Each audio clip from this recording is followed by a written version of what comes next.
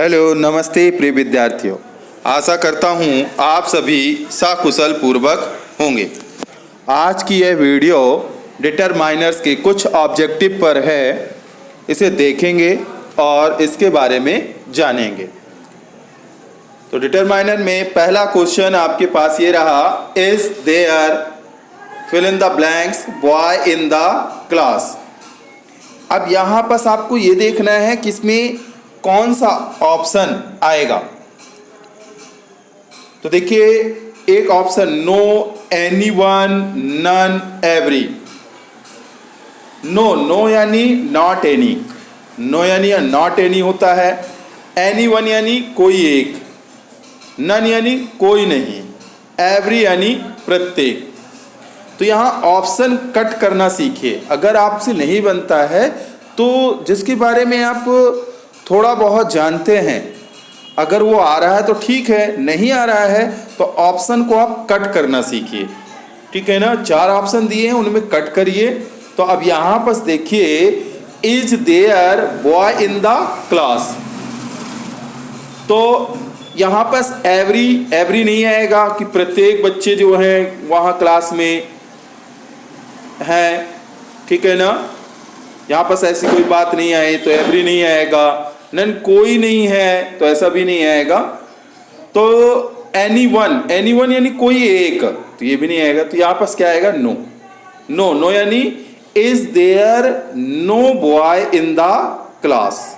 यहाँ पर क्या आ जाएगा, is there no boy in the class, यानी क्या कक्षा में कोई लड़का नहीं है। ठीक है ना।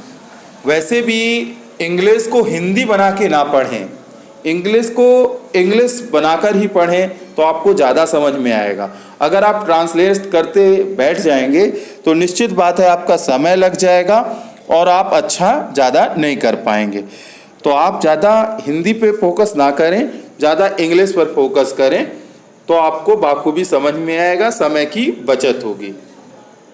अगला क्वेश्चन है, I want fill in the blanks fresh apples.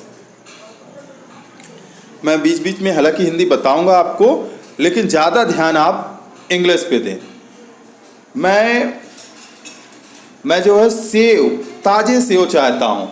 तो क्या एक सेव चाहता हूँ, एनी कोई सेव चाहता हूँ, कि सम यानी कुछ सेव चाहता हूँ, या फिर आपको नाइदर ना के बराबर, या नाइदर ना तो।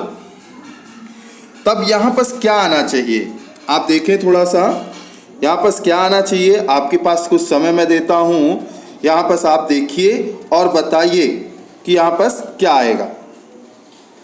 चलिए, अब मैं आपको इस पे बता रहा हूँ कि देखिएगा, जब भी वाक्य आपका सिंपल हो, साधारण वाक्य हो, तो उसमें सम का प्रयोग किया जाता है।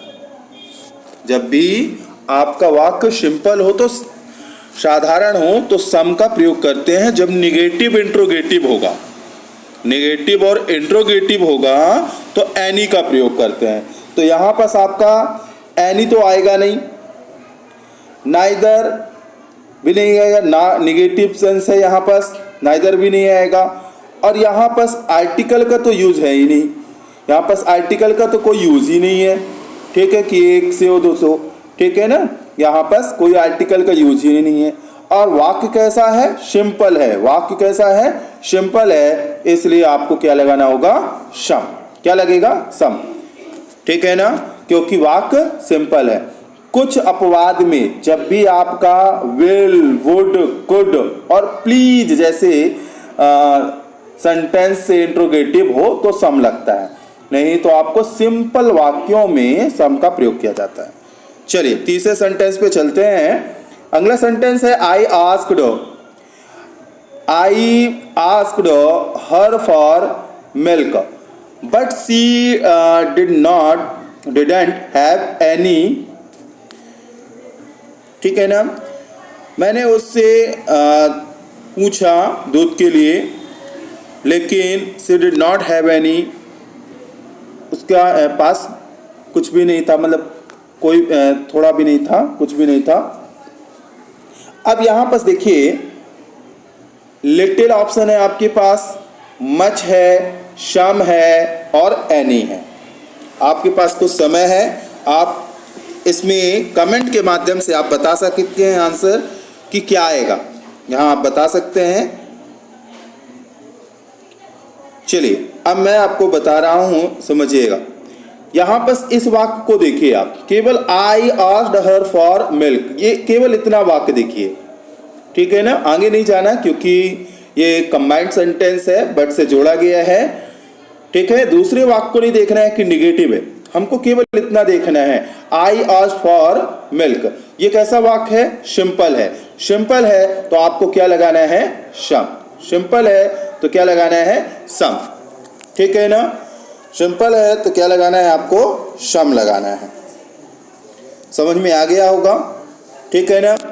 वैसे भी थोड़ा सा जानकारी दे दूं, लिटिल थोड़ा, लिटिल यानी थोड़ा के लिए यूज होता है, मच, मच यानी ज़्यादा, एनी यानी कोई। लेकिन सिंपल वाक्य में आप ध्यान रखिएगा, सम यानी कुछ, सिंपल वाक्य में सम लगेगा।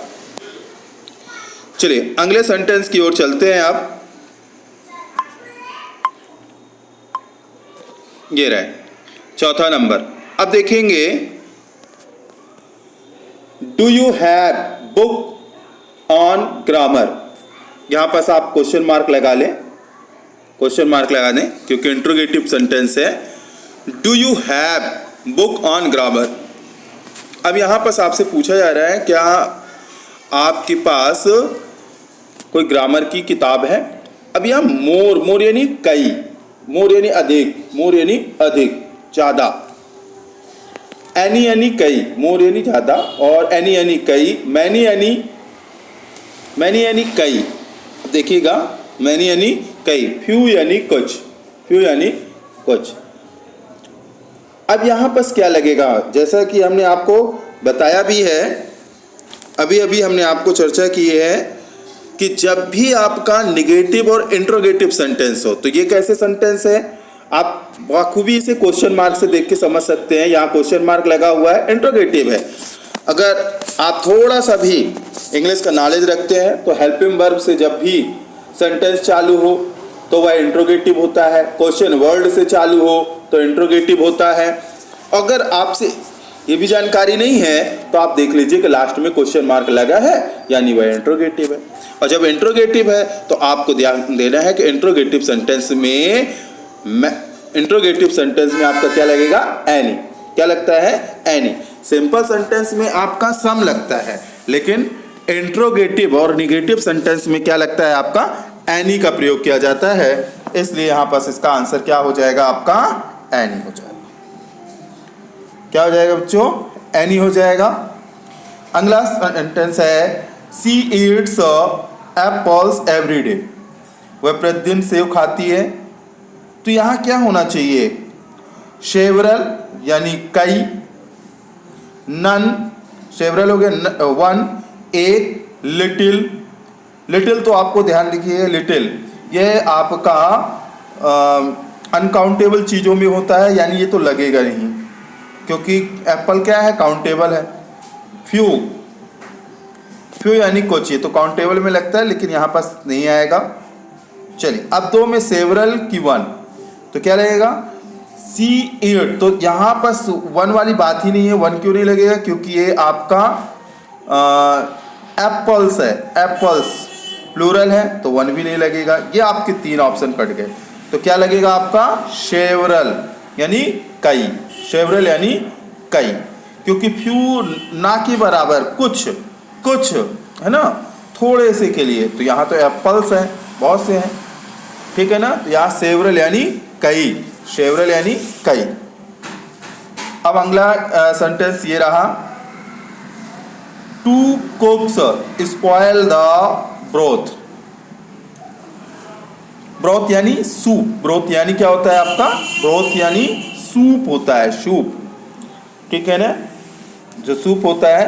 तो टू कुक्स, कुक्स जो पकाया गया, बनाया गया, वह बिगाड़ दिया गया। जो सूप है बिगड़ गया है, स्पॉयल यानी बिगड़ जाना, स्पॉयल द ब्रोथ। तो यहाँ पर ऑप्शन क्या होगा? मैनी, मच, यहाँ पर ऑप्शन दब गए हैं आपके, मैनी और मच है आपके पास ऑप्शन, और आपके सामने मैं ऑप्शन लिख देता हूँ, मैनी, मच, और एक ऑप्शन आप ले लीजिए फ्यू, फ्यू और शम, फ्यू और शम ले लीजिए। चलिए फ्यू और शम ले लीजिए। अब आप बताइए इसमें क्या लगेगा। ये ऑप्शन सम रहा। चलिए अब इसमें आपकी क्या लगेगा देख लीजिए, इसमें क्या लगना चाहिए। तो two cooks spoil the broth, तो यहाँ पर जो बिगाड़ दिए गए हैं सूप, ठीक है ना, तो यहाँ आपका काउंटेबल से संबंधित है, काउंटेबल से संबंधित है, इसलिए क्या लगेगा, मैनी। क्या लगेगा, कुक्स, कई चीजें पकाई गई, तो यहां पर कुक्स, यहां पर आपका क्या आ जाएगा, मैनी। अब अगला नंबर देखिए,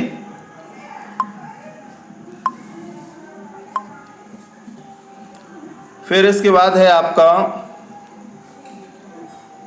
fill in the blanks, many sheep do you have, many sheep do you have, तो यहां पर क्या लगेगा, देखिए थोड़ा सा, हाउ, टू, शो, क्वाइट,